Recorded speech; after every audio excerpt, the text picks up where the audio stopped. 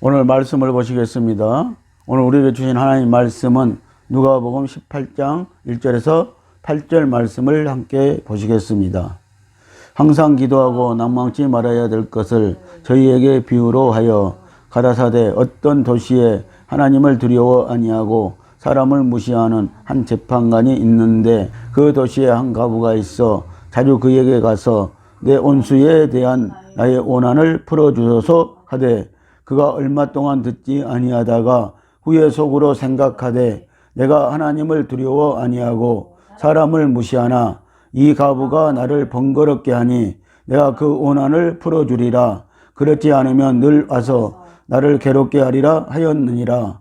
주께서 또 가라사대 불의한 재판관의 말한 것을 들으라. 하물며 하나님께서 그 밤낮 부르짖는 택하신 자들의 원한을 풀어주지 아니하시겠느냐. 저희에게 오래 참으시겠느냐. 내가 너희에게 이르노니 속히 그 원한을 풀어주리라. 그러나 인자가 올 때에 세상에서 믿음을 보겠느냐 하시니라. 아멘. 할렐루야. 예수 생명입니다. 성령으로 신앙생활 합시다. 오늘은 본문 말씀을 통하여서 불의한 재판관과 과부에 대한 말씀인 것입니다. 이 비유는 불의한 재판관과 과부의 이야기입니다. 이 말씀 끝부분에 가서 세상 끝날에 예수님 오실 때 세상에서 믿음을 보겠느냐 하신 것은 오늘날 교회 안에 성도들은 바글바글한데 믿음이 있는 자가 없다는 결론적이고 절망적인 말씀입니다. 여기서 믿음이란 어떤 믿음이기에 오늘날 이렇게 대단한 교회에서 믿음이 없다고 하시는 것입니까?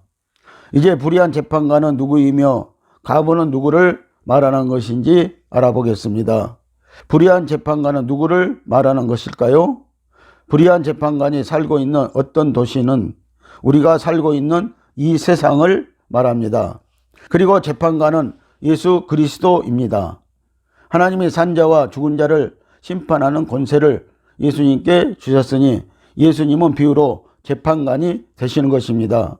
우리는 이 비유가 참 마음에 안 듭니다.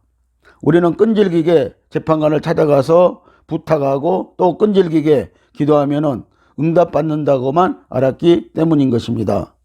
그래서 우리는 이 비유의 말씀을 들을 때 우리 마음에 들지 않는 것입니다.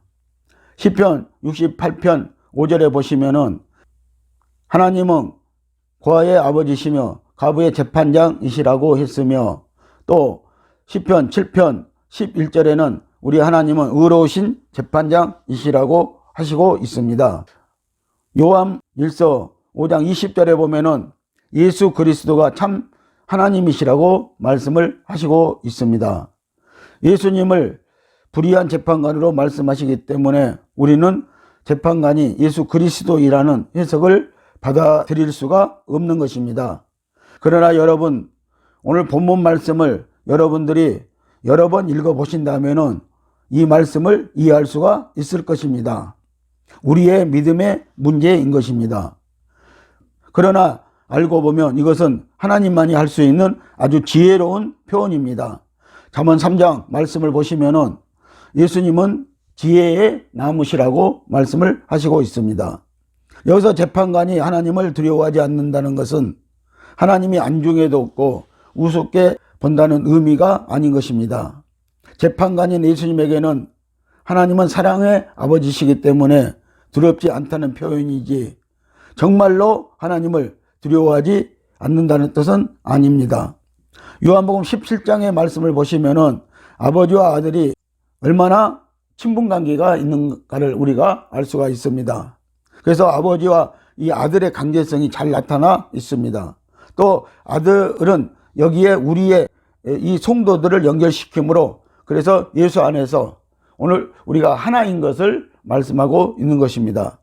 우리는 복음으로 인하여서 하나님을 아버지라고 부를 수 있게 되었습니다. 에베소 1장 5절 말씀을 함께 보시겠습니다. 그 기쁘신 뜻대로 우리를 예정하사 예수 그리스도로 말미암아 자기의 아들들이 되게 하셨으니 아멘. 하나님의 예정하신 대로 예수 그리스도 안에서 때가 되니까 우리를 불러서 하나님의 아들들이 되게 하셨다고 말씀을 하시고 있습니다. 그리고 갈라디아서 4장 6절 말씀을 보시면은 우리는 그래서 아바 아버지, 아빠 아버지라고 부르게 되었다고 말씀을 하시고 있는 것입니다. 하나님의 아들들로서 성령 받고 그 성령으로만 사는 성도들은 더 이상 하나님을 두려워하지 않습니다. 예수 그리스도와 함께한 아들들은 세상을 또 천사를 판단하는 권세가 있습니다. 고린도전서 6장 1절에서 6절 말씀을 함께 보시겠습니다. 너희 중에 누가 다른 이로 더불어 일이 있는데 구태여 불의한 자들 앞에서 송사하고 성도 앞에서 하지 아니하느냐. 성도가 세상을 판단할 것을 너희가 알지 못하느냐. 세상도 너희에게 판단을 받겠거든 지극히 작은 일 판단하기를 감당치 못하겠느냐. 우리가 천사를 판단할 것을 너희가 알지 못하느냐. 그러하거든 하물며 세상 일이라. 그런즉 너희가 세상 사건이 있을 때에 교회에서 경히 여김을 받는 자들을 세우느냐. 내가 너희를 부끄럽게 하려 하여 이 말을 하노니 너희 가운데 그 형제간 일을 판단할 만한 지혜 있는 자가 이같이 하나도 없느냐. 형제가 형제로 더불어 송사할 뿐더러 믿지 아니하는 자들 앞에서 하느냐고 합니다. 아멘. 자, 이 말씀을 보시니까요, 왜 성도들이 구태여 송사를 가지고 세상 재판정에 가느냐고 이렇게 말씀을 합니다. 그리고 이 교회 안에 정말 재판을 할 수 있는 지혜로운 사람들이 없느냐고 이렇게 말씀을 하고 있는 것입니다.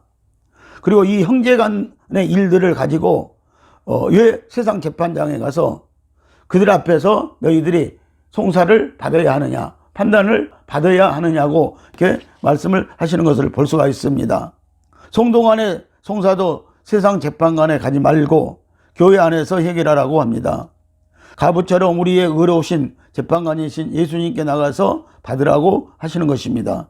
단지 불의하다는 것은 가부의 송사를 지연시키고 있기 때문에 불의하다고 말하는 것입니다. 속히 응답하지 않고 있기 때문인 것입니다. 하나님은 우리가 율법에서 벗어나고 진리로 자유함을 받으면 모든 것을 이해해 주시고 아껴주시는 사랑의 아버지가 되시는 것입니다. 그래서 예수 그리스도는 하나님을 두려워하지 않는 재판관이라고 비유한 것입니다. 따라서 이 재판관을 불의한 재판관이라고 하여서 말씀의 비밀을 숨겨두신 것입니다. 시편 78편 2절 말씀을 보시면은요, 내가 입을 열고 비유를 베풀어서 이 비밀한 말을 발표하신다고 이렇게 말씀을 하시고 있습니다. 또한 이 비유에서 재판관이 사람들을 무시한다고 했는데 이것도 우리가 이해하는 식으로 사람을 무시했다는 뜻이 아닙니다. 사람을 무시한다는 것은 사람에게 의지하지 않고 인생을 믿지 않고 오직 하나님만 의뢰한다는 것을 의미하는 것입니다. 그래서 이 재판관이요, 내가 하나님을 무서워하지 않고 두려워하지도 않는다는 말은요, 오늘 우리가 여기에서 이해를 잘 할 필요가 있다는 것입니다. 이 재판관이 하나님을 무시해서도 아니고 또 하나님을 두려워해서도 아니고 사람을 무시한다는 뜻도 아니라는 것입니다. 왜냐하면 이 재판관은요, 사람을 의지하지 않는다는 것을 우리에게 말씀하시려고 하는 것입니다. 그래서 오늘 우리가 말씀 7절을 보면은요, 이 재판관의 말이 잘 나타나 있는 것입니다. 6절에서 한번 다시 보시면은요, 주께서 또 가라사대 불의한 재판관의 말한 것을 들으라. 하물며 하나님께서 그 밤낮 부르짖는 택하신 자들의 고난을 풀어주지 아니하시겠느냐. 저희에게 오래 참으시겠느냐. 아멘. 자, 이 6절에서요, 이 불의한 재판관이 하신 말씀이 뭐예요? 자, 내가 한 말을 잘 들으라는 것입니다. 그러면서 7절에서 하신 말씀이 그것입니다. 하나님께서 그 밤낮 부르짖는 택하신 자들의 고난을 풀어주지 않겠느냐 하시는 말씀인 것입니다. 자, 여기에서 이 택하신 자들의 고난은 분명히 하나님이 언젠가는 풀어주실 것이라고 이렇게 말씀을 하시는 것을 우리는 볼 수가 있다는 것입니다. 그래서 이 재판관은요, 하나님을 무시하는 것도 아니고요, 사람을 무시하는 것도 아니고요. 사람을 의지하지 않겠다는 뜻이고요. 그리고 또 오직 하나님만 의지하겠다는 뜻인 것입니다. 하나님만 의뢰한다는 뜻이 되어지는 것입니다. 거듭나고 성령 받은 성도라고 할지라도 하나님만을 의지하지 못하고 광야에서 마귀의 미혹에서 벗어나지 못하고 모세와 함께 율법의 저주 속에 갇혀 신앙생활을 하는 많은 성도들이 있습니다. 아마 대부분이라고 해도 과언이 아닐 것입니다. 갈라디아서 3장 13절 말씀을 보십니다. 그리스도께서 우리를 위하여 저주를 받은 바 되사 율법의 저주에서 우리를 속량하셨으니 기록된 바 나무에 달린 자마다 저주 아래 있는 자라 하였음이라고 말씀을 하시고 있습니다. 아멘. 자, 우리는 율법의 저주를 받았습니다. 예수님은 우리의 죄를 속량하기 위해서, 속죄하기 위해서 성도들 대신 십자가에서 율법의 저주를 받으셨다고 말씀을 하시는 것입니다.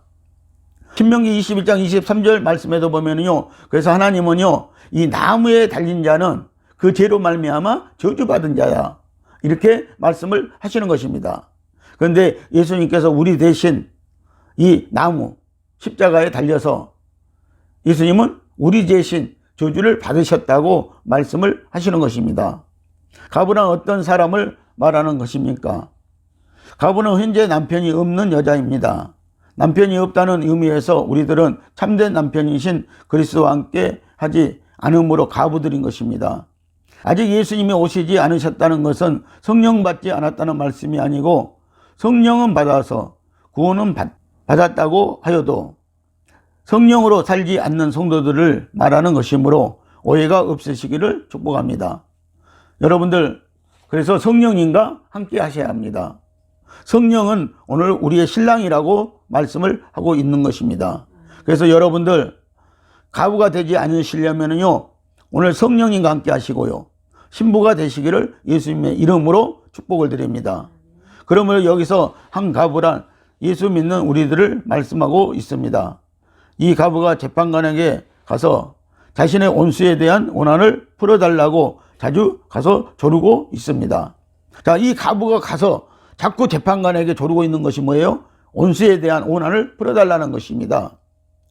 어떤 원수가 있기 때문에 이 가부는요, 가서 이 재판관에게 조르고 있는 것입니다. 이 가부는 율법에 매여 있었던 것입니다. 이것은 우리가 교회에 나와서 예수 그리스도께 성령으로 살게 해달라고 기도하며 조르는 모습을 상징적으로 말하고 있습니다. 결국 이 가부의 끈질긴 요구로 말미암아 재판관은 가부의 원한을 풀어주게 되는데 그 원한이 무엇인지 잘 생각해 보아야 하는 것입니다. 예수님은 성도의 진정한 신랑이 되신다고 말씀을 하십니다. 예수님은 당시의 서기관들 중에서 가부의 재산을 탐한 자들이 있었다고도 말씀을 하시고 있습니다. 누가복음 20장 46절에서 47절 말씀을 보십니다.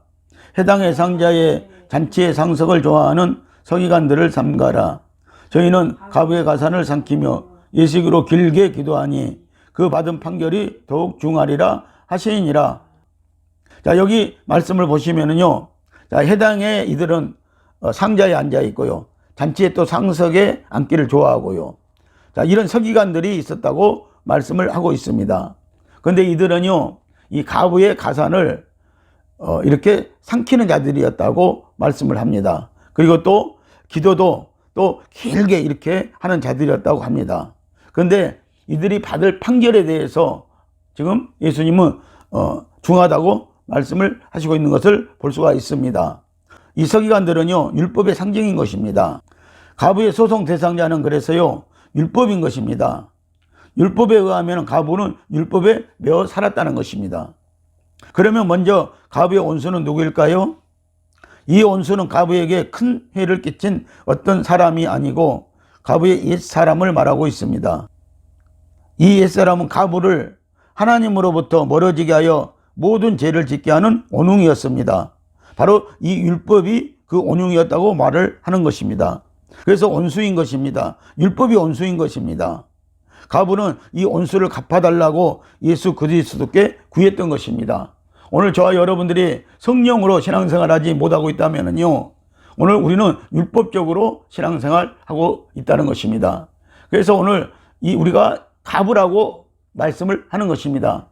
오늘 우리가 성령을 만나야, 성령 예수를 만나야 우리가 오늘 이 가부를 면하는 것이라는 것입니다. 그런데 이 가부는 오늘도 이 율법에 매어서 그는 신앙생활하고 있기 때문에 오늘 이 재판관을 찾아가서 자기의 원수인 이 율법에 매인 것에서 풀어달라고 강구를 하는 것입니다. 옛사람에 대해서 다시 말씀드리면 성령 하나님의 뜻으로 살지 않고 내 생각과 사상으로 사는 옛날에 나의 살아온 모든 방식, 즉 율법적으로 살아온 신앙생활을 말하는 것입니다. 그래서 성경에서 이렇게 우리에게 말씀하시고 있습니다. 요한복음 5장 45절 말씀입니다. 내가 너희를 아버지께 고소할까 생각지 말라. 너희를 고소하는 이가 있으니 곧 너희의 바라는 자 모세니라고 이렇게 말씀을 하고 있습니다. 아멘. 자, 예수님께서요, 내가 너희를 고소할까 봐 생각하지 말라는 것입니다. 오늘 우리를 고소하는 자는요, 너희가 바라는 자 모세니라고 말씀하고 있습니다. 여러분들, 이 모세가요 우리를 고소하는 것이 아니라요, 모세가 받은 율법이 우리를 고소하고 있다고 지금 말씀을 하시고 있는 것입니다. 예수님은 율법의 전수자인 모세가 너희를 고소한다고 합니다. 모세는 율법을 상징합니다. 율법이 우리를 고소한 것입니다. 율법이 우리를 지금 정죄하고 있다고 말씀을 하고 있는 것입니다. 그래서 이 가부는요, 이 재판관에게 가서 날마다 율법에서 매어 있는 것에 대해서 풀어달라고 지금 조르고 있다는 것입니다. 가부의 원한은 우선 그녀는 자신이 하나님과 죄로 인하여서 분리되어 있는 옛사람 때문이라는 것을 깨달은 사람입니다. 그래서 이 옛사람을 처리하고자 했던 것입니다. 아직도 많은 성도들이 옛사람의 정체를 알지 못하고 죄의 종로를 하면서 예배드리고 기도하고 교회 생활을 하고 있습니다. 이런 식으로는 절대 죄에서 해방될 수가 없다는 것입니다. 해방될 수가 없는 것입니다. 그래서 우리가 요한복음이요 3장 5절 말씀을 보시면은요, 3장을 보시면은요, 거기에 어떤 사람이 나오는데 니고데모가 나오고 있습니다. 이 니고데모는 율법주의자였습니다. 율법을 가리키는 선생이었습니다. 그리고 이 니고데모는 공회 회원 중에 한 사람이었고 또 간원이었다고 말씀을 하고 있습니다. 그런데 그가요 성령으로 거듭나지를 못했던 것입니다. 그도 역시 율법에 매어 있었던 것입니다. 그런데 예수님이 유대 강야를 다니시면서 하시는 말씀이 물과 성령으로 너희가 거듭나야 하나님의 나라를 볼 수 있다고 했던 것입니다. 그래서 이 니고데모는요 밤에 예수님을 찾아와서요, 내가 거듭나려면 어떻게 해야 됩니까? 그랬더니 예수님이 물과 성령으로 아니하고는 너희가 거듭날 수 없다고 말씀하심으로 말미암아 이 니고데모는 거듭이 났던 것입니다. 그래서 오늘 저와 여러분들이 물과 성령으로 거듭나야 하는 것입니다. 우리가 말씀을 듣고 회개하고 그리고 성령을 받음으로 말미암아 우리가 거듭나여지는 것입니다. 온전히 거듭나여지는 것입니다. 그때부터는 우리가 성령으로 살게 되어지는 것입니다. 우리가 성령 예수와 살게 되어지는 것입니다.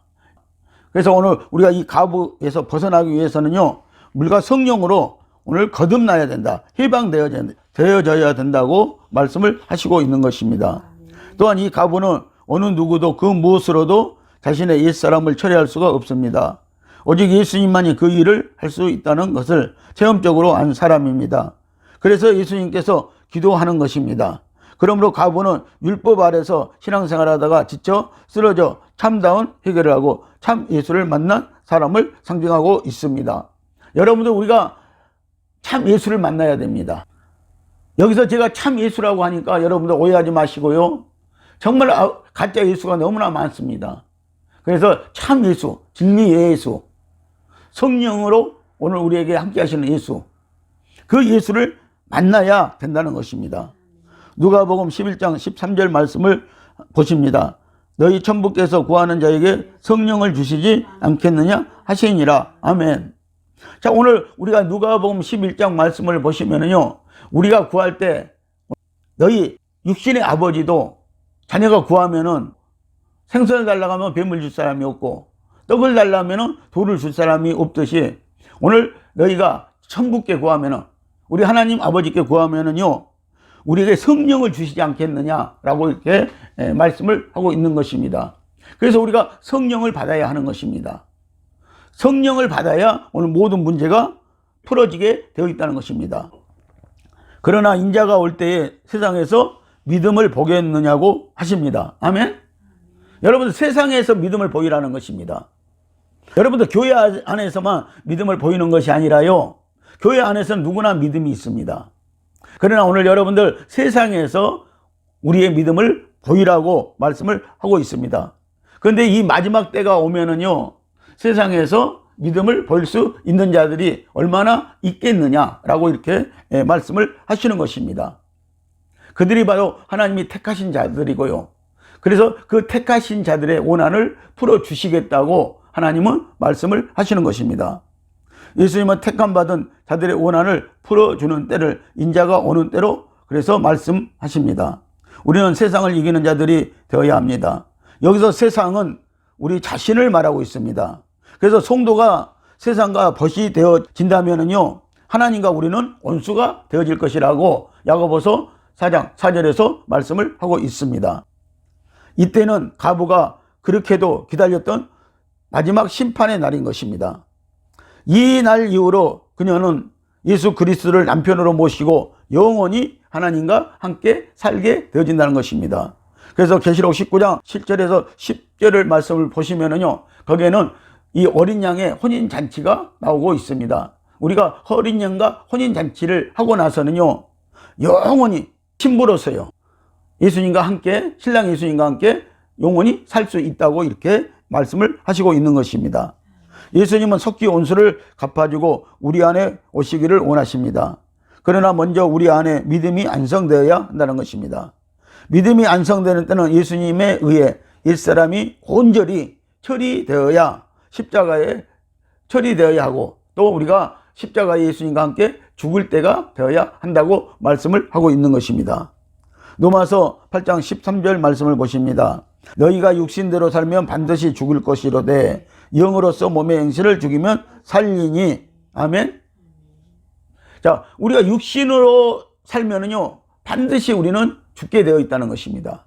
그러나 영으로서 우리의 몸의 행실을 죽이면은 우리가 영원히 살 것이다, 영생을 얻을 것이다 라고 이렇게 말씀을 하시고 있는 것입니다. 자, 여기에서 보면은요, 자, 영으로서 성령을 받고도 우리 몸의 행실이 죽어져야 한다고 말씀을 하시고 있습니다. 그래야만이 우리가 영원히 살 수 있다고 말씀을 하시는 것입니다. 여러분들, 성령으로 사세요. 성령으로 신앙생활 하세요.